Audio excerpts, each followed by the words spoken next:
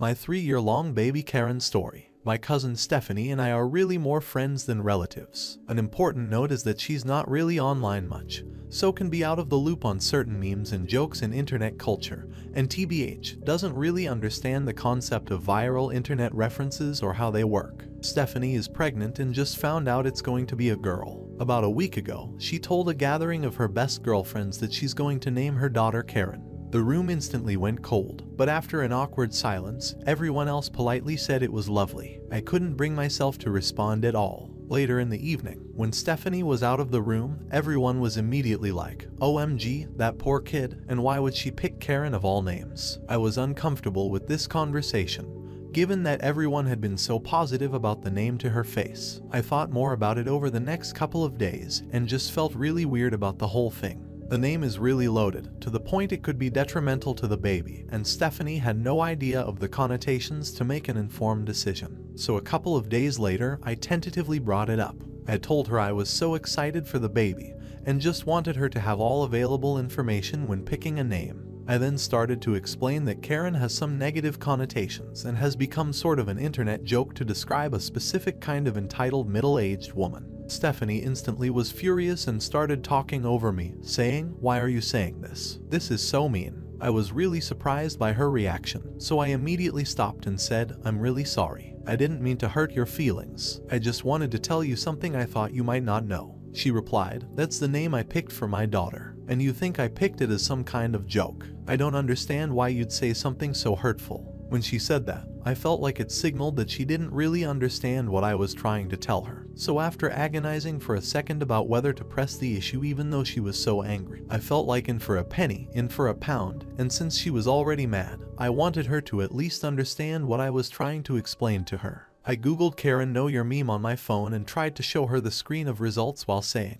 "Look, I'm just saying that there's more meaning to the name than you may realize." She stood up, pushed my phone away, and shouted, "Wow." She then stormed out of my home and drove away. My aunt and mom have been berating me all week because Stephanie told them that I made fun of her baby name. Stephanie has not spoken to me or responded to my texts since. I can take a hint, and I'm not going to broach a topic again that caused so much distress.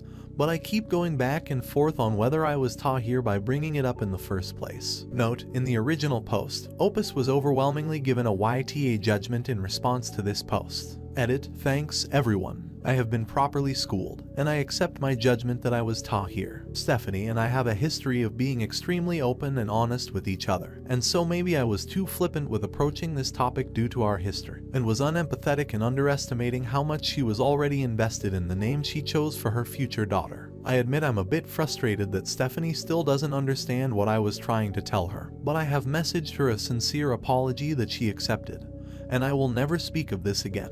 To Stephanie or baby Karen. I'll also stand up for Stephanie if her other friends shit-talk the name around me again.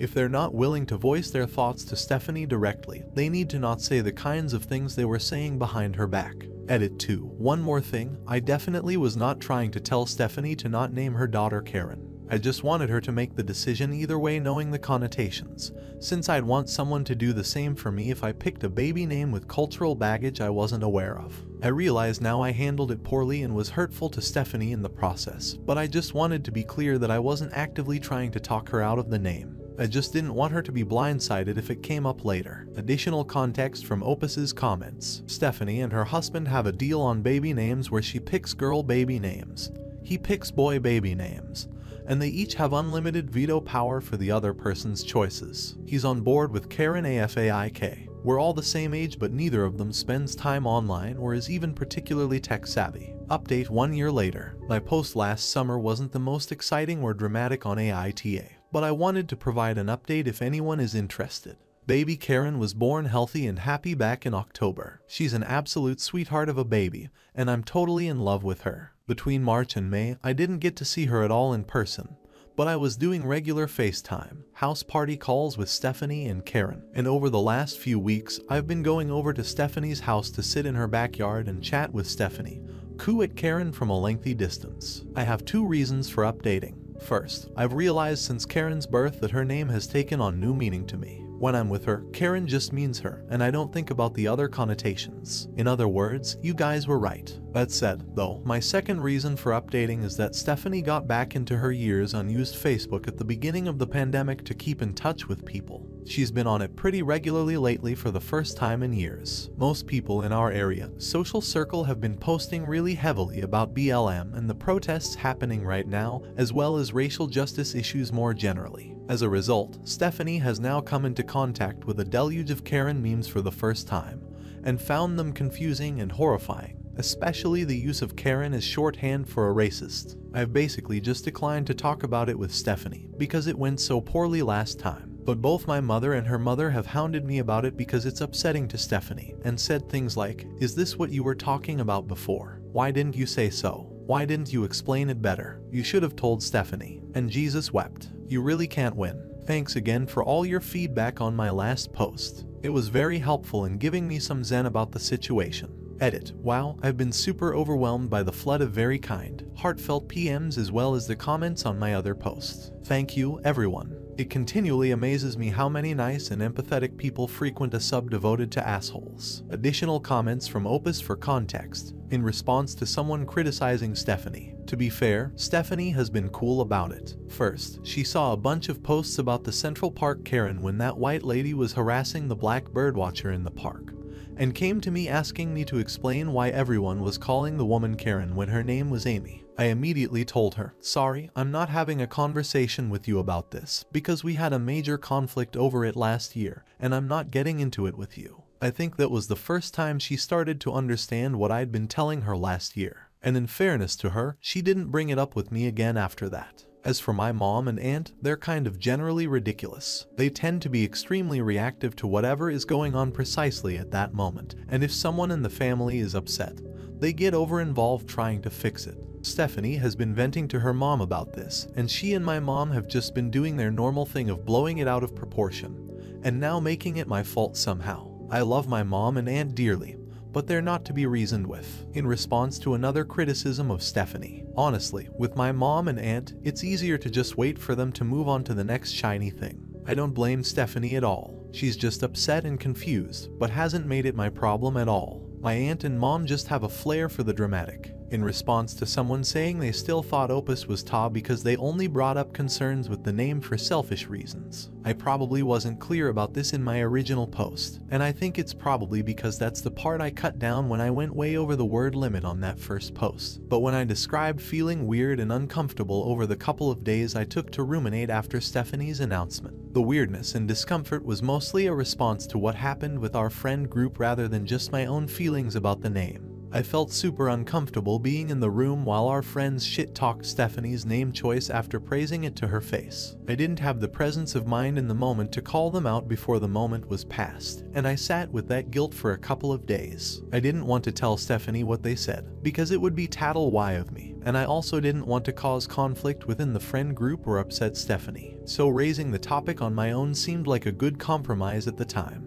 I did wrestle internally with how to handle it, and clearly I missed the mark. In response to the comment, do you understand that there is a massive difference in being upset with your friends for their response, and approaching Stephanie because you say you want her to be fully informed of her name choice? These are two different things that you're conflating. No, to be clear, I didn't raise the conversation with Stephanie in lieu of scolding our friends. I brought it up because I thought they owed it to her to raise those points to her face if they were going to say them at all. Ultimately, I thought Stephanie was owed the knowledge of those connotations, whatever she chose to do with that knowledge. Also, I don't know how to explain the context of our relationship, but Stephanie and I have a lifetime of shared radical honesty with one another, from the inconsequential to the difficult. Based on our extreme closeness and shared history, this conversation felt like the right move at the time, even though it ultimately backfired. Update 2 years later. Hi all, I've gotten a few PMs over the last couple years asking for updates, and since we just celebrated Karen's 3rd birthday, I wanted to circle back to anyone following this story. First of all, baby Karen is doing amazingly on her developmental milestones. She's a very bright child, sharp as the sharpest tack, and extremely tuned into her environment. Some of what she says is already fully in complete sentences, which just makes me want to cry when I hear it, because it seems like Stephanie was giving birth just yesterday. Karen loves books already, and will intently study the pictures in them for huge stretches of time and claim to be reading. And you would not believe the uncomfortably incisive questions she's already asking. I am fully convinced this child is going to grow up to be an actual genius. Regarding the name, unfortunately, when Karen started daycare earlier this year, she started getting grief for her name pretty quickly from the older kids. The daycare she attends mixes the ages together at a couple of different points throughout the day. And while there fortunately wasn't much direct bullying, 2 of the age 5 seconds must have heard and internalized the derogatory connotations of the name Karen at home. As a result, they found her name absolutely hysterical, and they kind of spread the idea to the other kids that there was something funny, wrong about her name. Karen was too little to understand what was happening, but found the other kids' behavior toward her generally upsetting. The daycare staff made every effort to shut it down, and let Stephanie and her husband know right away. After about a month of this, where the daycare wasn't having much success putting the kibosh on this behavior, and the kids weren't dropping it, Stephanie and her husband made the decision that Karen would be going by Carrie from now on, which was already an established nickname that a lot of family and friends were already using, and that Karen already recognized as referring to herself. Stephanie and I never really fully revisited what happened during her pregnancy, but when she was telling me about what was happening in daycare, she apologized to me. I immediately felt terrible and reassured her there was no reason to apologize. Emotions are complicated when you're pregnant, and that I thought having Karen go by Carrie was a great solution. A lot of the responses I got to my last post were gleeful and leaned into the schadenfreude of the situation, and I have to say those responses really bummed me out. I would much rather live in a world where I was wrong about the impact Karen's name would have on her. I cannot emphasize enough what a sweet dispositioned, smart, curious, loving little girl Carrie is, and how much she deserves every good thing in life. Also, a lot of people didn't like Stephanie in my last post, but I need you to understand that this is a tiny snapshot of a very emotionally high-strung time in her life, and overall, Stephanie is a wonderful lifelong friend. She has gotten me through so many personal crises over the years, and she will never fail to show up for the people she cares about. Being pregnant and having a strong emotional attachment to the name you've picked out for your daughter is completely understandable, and her pregnancy was pretty rough on her moods. I also think my approach for trying to explain the name issue those years ago was very clumsy, and I could have done a better job of bringing it up. That said, with the distance of time, I am really glad I did broach the topic. I feel like I owed Stephanie that information, and I can feel good about giving it to her. If I'd chosen not to bring it up at the time, I think I'd have a lot of regrets now. The only thing I'd change now, looking back, is that I would try to bring it up more gently somehow with Stephanie so I could have had the chance to explain. In summary, all is well. We've run into a little bump in the road with other kids' reactions to Carrie's name, but in some ways, it's better to get this out of the way now, when Carrie doesn't really understand what's happening, than have this happen in kindergarten or elementary school down the road, when full-on bullying could be a risk. She's adjusting really well to going by her nickname full-time, and Stephanie and her husband are planning on enrolling her with Carrie as her preferred name in all future schooling. And since schools around here go by preferred name rather than legal name in things like classroom roll calls, it's possible she can get through K-12 without it ever really being widely known among her peers that her legal name is Karen.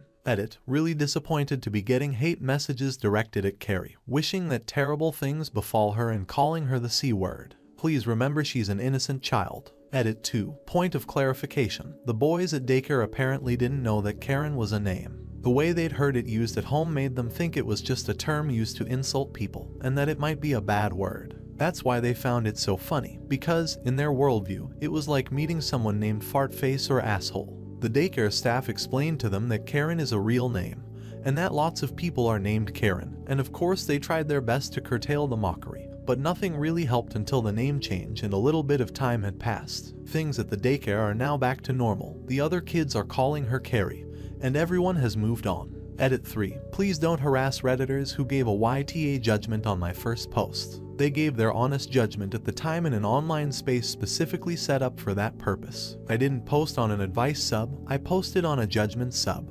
And there's no reason to call people to the mat for judgments I asked for, made in good faith, from 3 years ago. A comment defending Stephanie in response to someone commenting that she's a bad friend to Opus. Stephanie is genuinely a great friend and a good person. She once dropped everything and drove 300 miles because I had just been in a car accident in a city I lived all alone in as a young adult. She once gifted me $1,500 no questions asked and insisted I never even think about paying it back when I needed to get out of a really bad cohabiting situation while broke. When we were teenagers and the cool boy she had a massive crush on made fun of me for something I was extremely sensitive about. Instead of keeping quiet, she blew her top, stuck up for me and told him off, then led me away to comfort me away from him. She is loyal and kind and has incredible character. This post is such a tiny snapshot of who she is as a person. When I raised my concerns, Stephanie was emotional, very pregnant, and somewhat sleep deprived. Her pregnancy was rough on her body, and on top of hormones, I think she was just genuinely confused by what I was trying to tell her. Final update. For those of you who have contacted me asking for an update, I wanted to circle back and close the book on the baby Carrie chapter. As of last month, Carrie is now legally Caroline,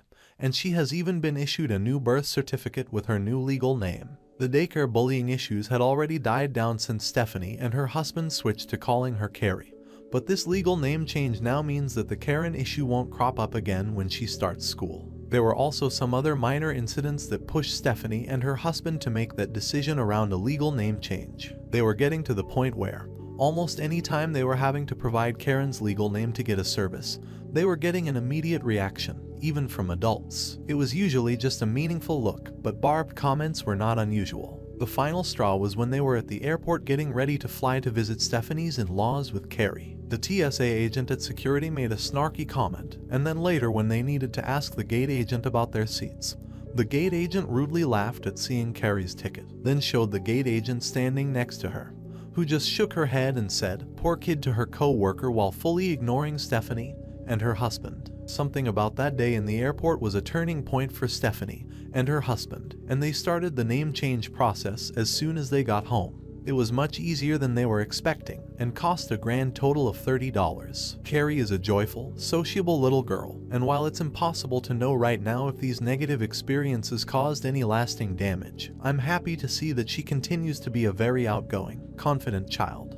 The conversation with Stephanie I mentioned in my October update was awkward and brief, but we've actually gotten back into it a few times since. Stephanie has apologized profusely for her initial reaction when we first talked. I've apologized for approaching things so poorly and not telling her right away about what our friends were saying behind her back. And in those conversations, we mainly ended up focusing on the resulting spiraling of my mom and aunt, and what a mess that turned into. Together we've started to unpack some of the intergenerational shit around our family issues. To provide some of that context, our maternal grandparents were a nightmare. Our grandfather was an authoritarian revivalist preacher who was physically abusive and referred to himself as the spiritual leader and ultimate authority of the family. Our grandmother was a manipulative narcissist who psychologically tormented my mom and aunt for their entire childhoods. As a result, my mom and aunt trauma bonded considerably during their childhood and grew into extremely anxious and reactive adults. Any whiff of conflict sends them into panic mode, and in our family, we have these well-worn grooves of behavioral habits with my mom and aunt overreacting to anything that feels like discord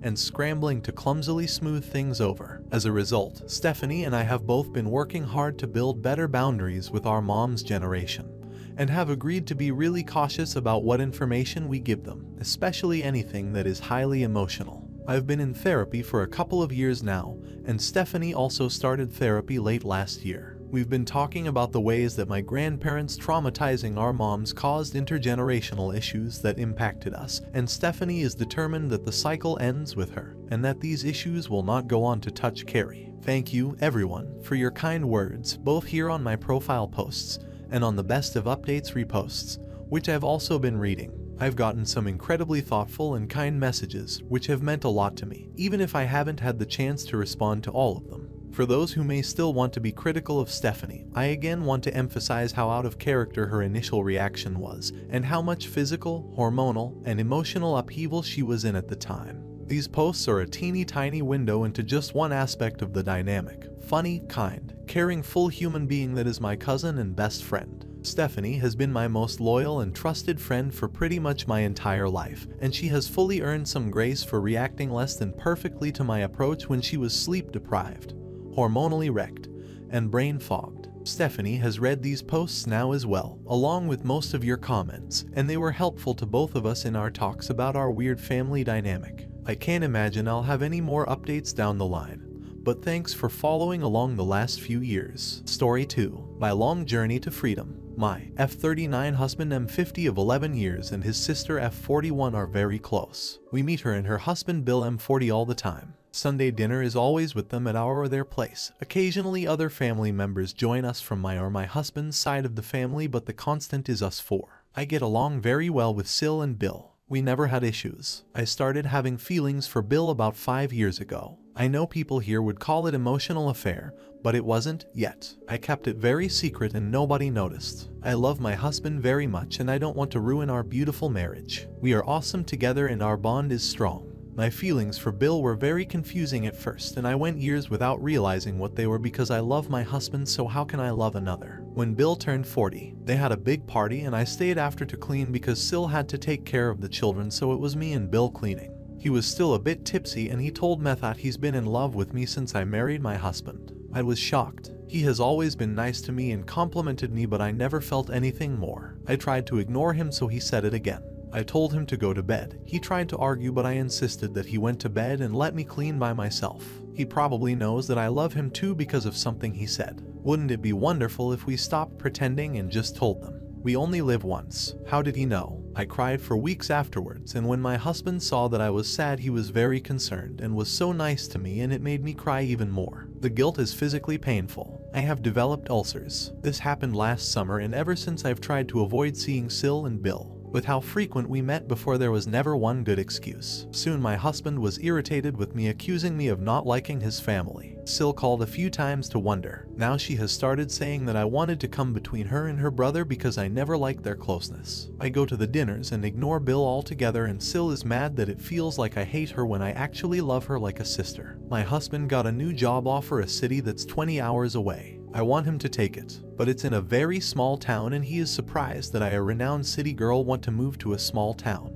I don't know what to do. I want my husband to take this job, but I don't know how to convince him. Bill texted me begging not to do it and he promised not to bother me again, but just not to move away. TT doesn't sit well with me. As long as it was one-sided it felt less serious, but now it feels like an emotional affair, and I don't want to be in it. Why can I do? Now my Sil and Bill are separating. My husband is hesitant about taking the new job in the new city. Hi, I was here a week ago. I honestly didn't expect to be so judged and hated. I read my post over and over again, trying to understand where there could have been any misunderstanding about me being interested in acting on my feelings. There was none, so I guess people just wanted to judge, which is sad because I have seen how people can be supportive in here. Anyhow, I stumbled upon a few kind souls that didn't treat me like I was disgusting human garbage, so I'm here again with an update because my life just got more complicated and I'm so desperate. Those who read my first post know that I haven't talked to anybody about this. I want to stress the point that I have never once contemplated acting on my feelings toward Bill, not even when he confessed that he had feelings for me. On the contrary, when he told me that he was in love with me, I was more adamant to do everything in my power to forget him. I have never spoken or looked his way since that confession, and I'm not planning to ever speak to him again either. After my post, I had a talk again to my husband about the job in the little town.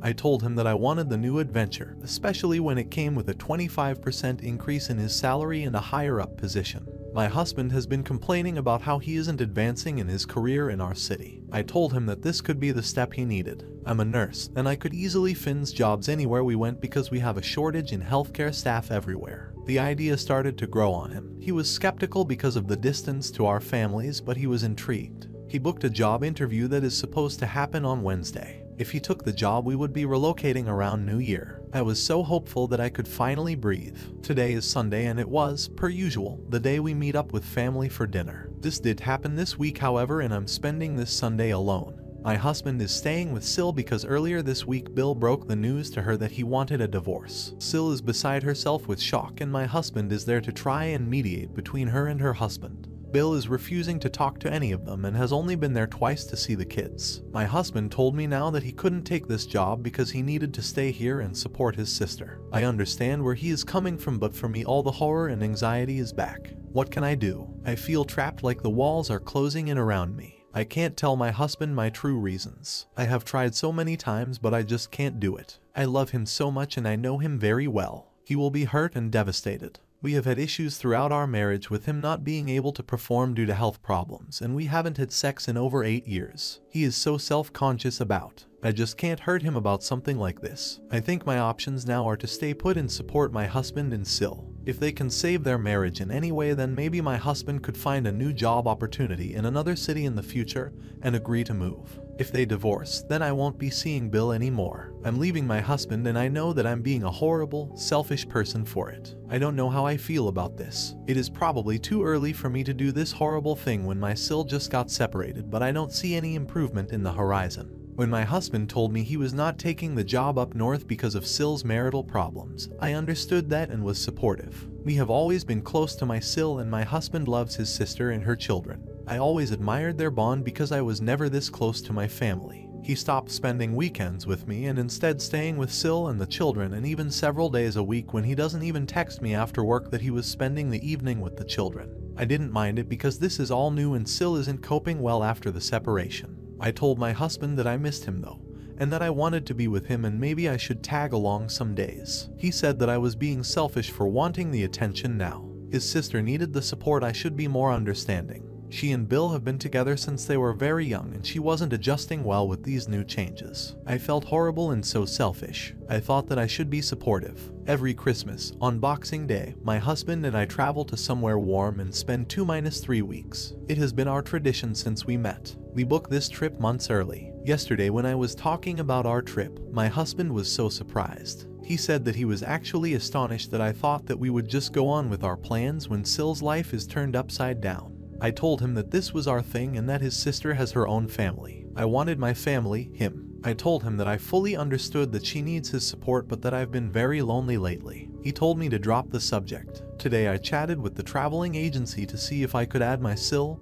and her children. I thought that maybe it would be a good change of climate. Well, they would have to take a separate flight, but other than that it was possible even with such short notice to add them, so I called my husband to tell him the news. He was very excited. When he came home later, he told me that his sister didn't agree, however, so we are staying. I asked him why, and he said that she didn't want to be around happy couples right now. It was all I could do to hold back my tears. When my husband got that job offer in the small town up north, I started browsing job opportunities and I sent my CV around. One hospital answered me a week ago. I think I want to take the job. After what happened today, I just logged in and made an appointment for a job interview. I know that my Sil is hurting and that my husband is admirable for being there for her. This is all just so new for everyone and a big life change for Sil and her children, but I feel like I'm no two in my own life. I feel neglected and like I have the supporting role in my own movie. I'm leaving my husband. I'm taking the new job and I will go with the plans and move to that small town and get away from everything and everyone.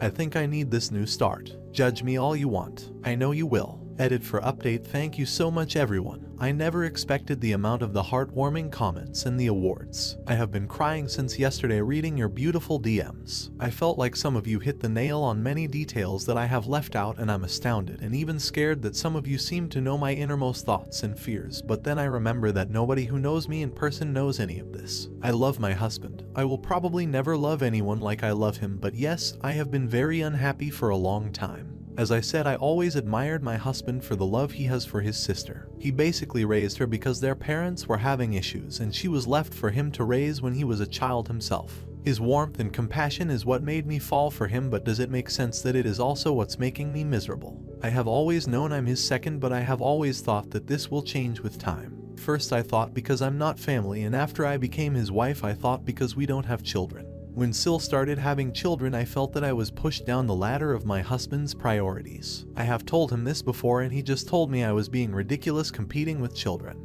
I remember telling him that it wasn't just that. We should be each other's priority, because even if his sister loves him, he is not her priority and never will be because she has a family now. We never agreed on this matter. I felt like there was some truth in what he said too. I was competing with children and his sister. Besides, I thought he would be there when I needed him. Except he wasn't. My mental health has been declining this year, but he wasn't as warm and compassionate as I always known him to be. The very things that made me so much in love with him. And these past months since Bill confessed his feelings, my husband never once tried to listen to me. Never once he tried to understand why I didn't want to join them for the usual Sunday dinner.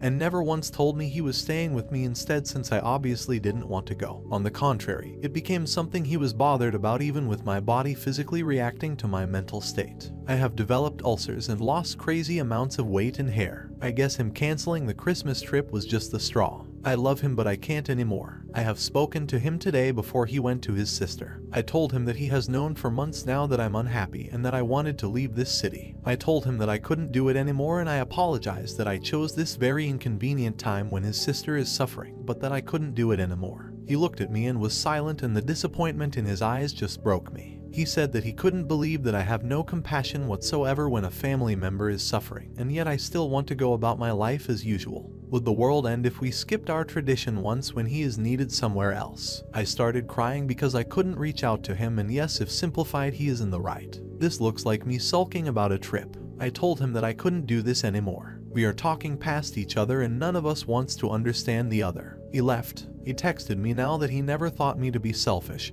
and that if I should do what I see fit, he will not stand in my way. I don't know if he will be coming back. Update: moving to the new town after the New Year's. I have got a job in the new town. I'm going on an official interview on January 2nd. Afterwards, I start my new job as soon as I have settled in an apartment. The hospital offers rooms for rent for nurses, something I'm considering to look into. They usually offer this opportunity when they need people to start right away, and me accepting this without hesitation made me understand how done I'm with everything with my life here. I'd rather live in a small room, maybe even share it with another nurse rather than staying here. I literally feel like the walls are closing in on me here and I can't breathe. Maybe I can buy my own place eventually, now the prices has gone down. I have told my family about my decision. I have never been close to them and I don't think they understand my decision, but I hope in time they do when they see that my friend who I've been living with the majority of these past weeks is more understanding. My husband didn't talk to me the first weeks after I moved out. I think it's because he's been busy with Sil, but also because of anger and hurt. He called me the day before Christmas Eve, however. He was feeling lonely because Sil and the children found a last-minute trip to Egypt with Sil's best friend and her children. They're coming home before school starts again. I told him to come for Christmas dinner with my family. It was a bit confusing for my parents that he was there after I said I was separating, but I just couldn't let him be alone. He asked me if I could move back home and wait with the move until he is ready so we both could move. Also, we should go on our annual trip because it was a waste throwing $8,000 away. I told him that I had given away the trip to my friend who took me in these past few weeks. He admitted that we had problems and that we needed help. I felt like he was genuinely sad and desperate to make it work between us, but to be honest, I don't think I want that anymore. I feel like that ship has sailed. At least I need to be alone for a while before deciding if I wanted to be married to him anymore. I told him that I wanted separation and work from there. He was crying the whole time and so was I, but I stood by my decision. He texted me later that he's always loved me. I'm the love of his life and that he will do anything to make me happy again, even if it meant letting me go. I feel excited for the new chapter, but there's a lot of pain in my heart at the same time. I love my husband and I'm so scared that I'm making a big mistake. Maybe I will never find love again. Can I live without feeling loved if I love myself well enough? January in my new town. Hi everyone. I'm happy that you still remember me and still ask about me. I have decided to never update on the big sub anymore. It gives me more control to block abusive users that are spreading untruths about me. I can't believe that my story got so big. I hope you have had good holidays and New Year. I love my new town. I have noticed that my health is improving rapidly. I'm not losing hair as much and I haven't lost any weight either. My ulcers are still a big nuisance, but I'm getting treatment. My husband and I has decided for separation. I have adamantly refused that he moved here with me, and he was very angry at first, but he knew that now I could just stop talking to him completely if he is being disrespectful or trying to pressure me in any way, so he is trying not to upset me. I know it in my heart's heart that I don't want to be with him anymore. I miss him, yes, and it breaks my heart that he is hurt, but I feel so much more freedom and happiness that I haven't in years that could cry when I think of how much better off I'm now. I told him the truth, but he still insists that trial separation is a good start. I don't know, I dream about sex and how much I have missed it. Only now I realize how much I need it in my life. I still have feelings for Bill and I fantasize about him a lot, so I'm so relieved that he is so far away. Out of sight, out of mind, or that's at least what I'm hoping for. He called me a week after I moved here too, wished me Happy New Year and said he was sorry that my marriage was ending. He apologized if he had any part in it. I denied it. More lies, but I have decided to bury this whole thing down in my heart. My heart is nobody's business but mine, and these feelings are my innermost private feelings that nobody is entitled to. He was so kind and gentle, however, and I cried during the whole phone call and even more afterwards. He seemed to be more optimistic, happy about his future too. On that phone call, he talked more than I ever heard him talk in all these years I've known him combined, and there was something else in his voice that I couldn't put my finger on, but that gave me happiness. He never brought up his confession or his apology afterwards. Probably he didn't want to make things awkward, and I'm thankful for that. I want to start dating again. It is too soon now, I know, and I need time for myself to enjoy singlehood, but I can see myself dating again. Loving and being loved, and what's more, that makes me excited, feel lusted after. A great thing to feel again. If anything else happens, I will update you, my virtual support. You don't know how important it was for me to be able to discuss my most private emotions with people I don't know. Thank you for your time. I have signed the divorce papers. Hi again. I hope everything is well with you. I'm doing fine. I will get my own apartment in June. Right now I live in a nurse housing near the hospital. I'm having great time. I made a few friends and I'm taking up yoga and violin classes. My husband visited me once, unannounced, and I didn't appreciate it, to be honest. He stayed the whole weekend. He had a falling out with his sister because she was angry that he insinuated that she was the reason her husband left her. I totally disagree with my husband. Nobody is the reason why somebody leaves. Life is hard enough as it is without us blaming each other for why it is this hard. People fall out of love and it is no specific person's fault, but anyway, Sil doesn't speak to my husband now. I felt so sorry for him, but I know they love each other and will reconcile. As for us, I realized that waiting for my husband to come to terms with our separation wasn't ideal. I have made more progress than him because he is still in the we can work through this phase. I told him that I wasn't going back to him, and still he thought all I needed is time. I told him that I was filing for divorce and he didn't take me seriously. I signed and sent him the papers. This was last Monday. He has not contacted me yet, but I received notification that he got the papers. He can drag the divorce for a couple of years tops if he refuses to sign. When he was here visiting, I realized that I didn't have any romantic feelings nor attraction to him anymore. Maybe I haven't had in years really, but I still love him more than any human on this earth.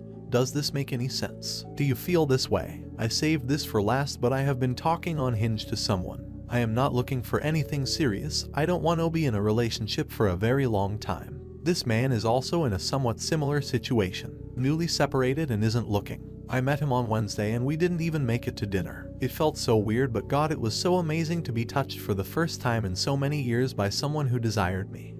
It was all I could do to hold back tears while he was kissing me and moaning in my ear. I didn't know I had it in me to make a man hard and want me. How weird is that? Thankfully, he didn't find it weird at all. On the contrary, he said the idea of being my first after so many years turned him on very much. I'm meeting him this weekend. Oh, weekend? I don't want to do anything but have sex, haha. I'm starting to see the light at the end of the tunnel. Finally. If you enjoyed these stories, then I would really appreciate it if you subscribed and liked. Have a good day, and until the next one.